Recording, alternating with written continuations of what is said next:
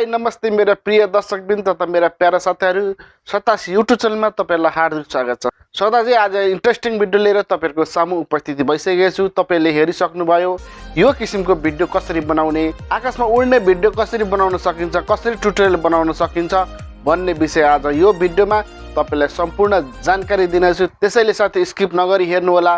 प्रत्येक step by step यसमा टेक्निकहरु मैले बताएको छु तपाईहरुलाई। सो तपाईहरुले यसलाई स्किप नगरी हेर्नुभयो भने तपाईले सजिलैसँग आफ्नो मोबाइलबाट बनाउन सक्नुहुनेछ। आकाशमा उड्ने भिडियो बनाउन कसरी सकिन्छ सबभन्दा पहिला साथीहरु एउटा ट्राइपड जरुरी पर्छ हामीलाई। ट्राइपडबाट हामीले एउटा फिक्स ठाउँमा राखेर भिडियो एउटा क्लिप लिनुपर्ने हुन्छ। त्यसरी नै साथीहरु भिडियो एडिटिङको लागि हामीलाई काइनमास्टरको जरुरी पर्छ साथीहरु।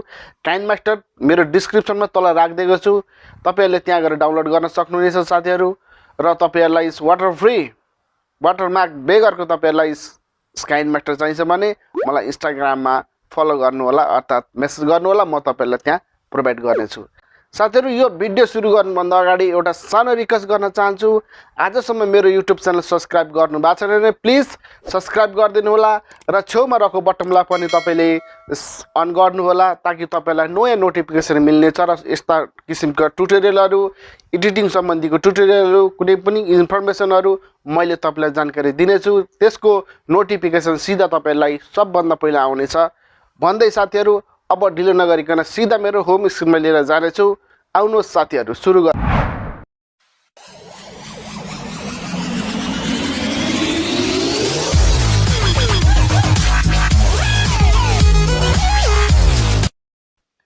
साथीहरु मेरो होम स्क्रिनमा तपाईहरुलाई हार्दिक स्वागत छ। आकाशमा उड्ने भिडियो तपाईहरु पनि बनाउन चाहनुहुन्छ भने साथीहरु तपाईले काइनमास्टरमा ओपन गर्नुपर्ने हुन्छ। काइनमास्टर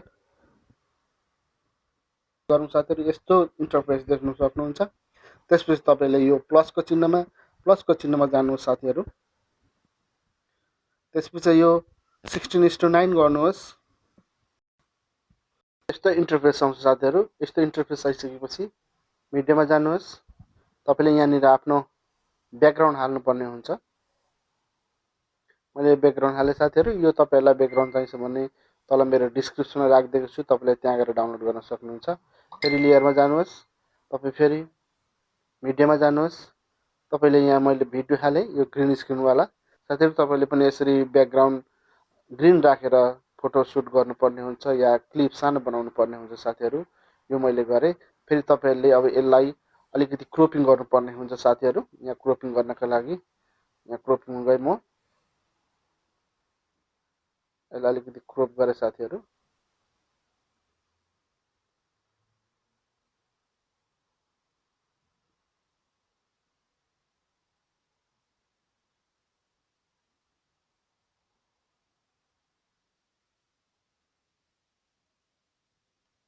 ओके गरे साथीहरु। अब साथीहरु फेरि सिलेक्ट गर्नुस्, यसलाई क्रोमा की गरिदिनुस्, इनेबल गरिदिनुस्। यहाँबाट तपाईले एडजस्ट गर्न सक्नुहुन्छ। यो ग्रीन ब्याकग्राउन्ड हामीले हटाउनु पर्ने हुन्छ। यसको लागि यहाँ तपाईले एडजस्ट गर्नुपर्ने हुन्छ साथीहरु। तपाईले अलिकति यसलाई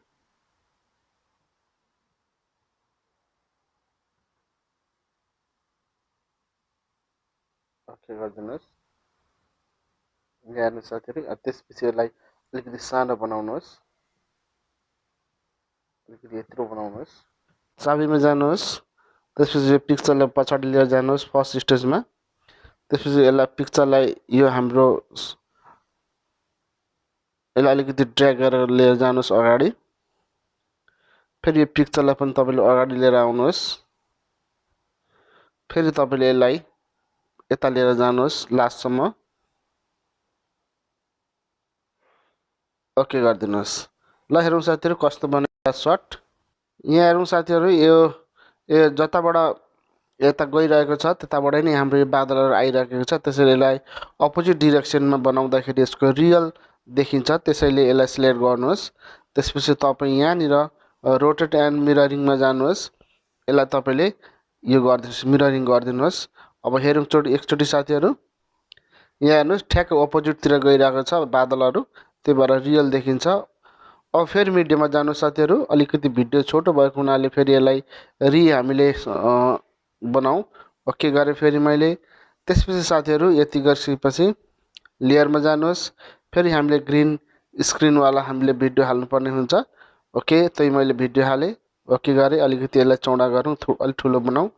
त्यसपछि साथीहरू यसलाई हल्का रोटेट गरिदिउँ। यसलाई अपोजिट डिरेक्सनमा पारौँ, मिररिङ गरौँ यसलाई। यसको लागि मिररिङ गरिदिनुहोस्। यतापट्टि फर्केको हुन्छ किनभने यसलाई एकछिनमा तपाईँले देख्न सक्नुहुनेछ। ओके गर्नुहोस्। फेरि सिलेक्ट गर्नु साथीहरू, क्रोपिङमा जानुहोस्, यसलाई क्रोप गरिदिनुहोस् हल्का।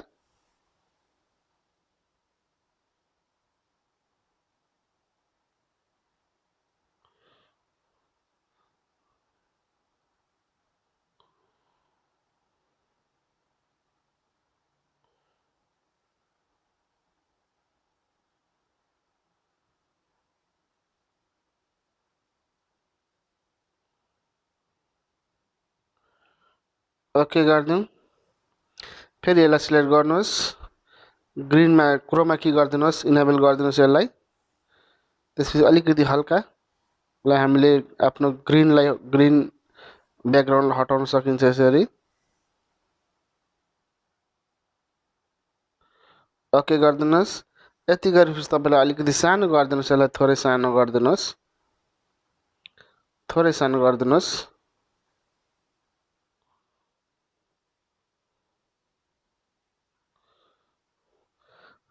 त्यसपछि यो कीमा जानुहोस्, की लगाइयो साथीहरू। त्यसपछि यसलाई ब्याक गर्नुहोस् एकचोटि फर्स्ट स्टेजबाट।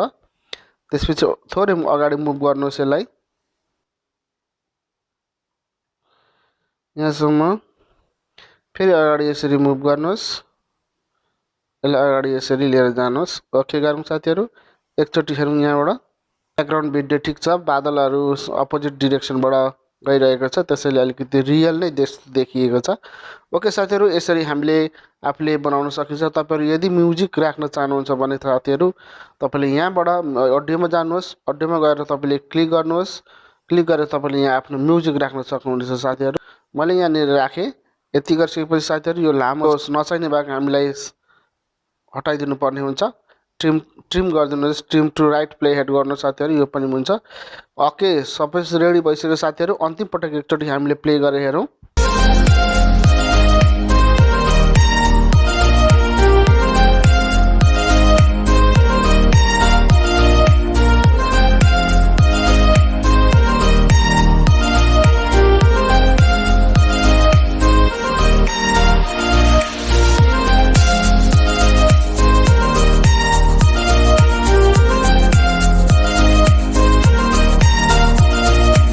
साथीहरू यसलाई सेभ गर्नको लागि तपाईँहरू यो सेयर बटनमा जानुहोस्।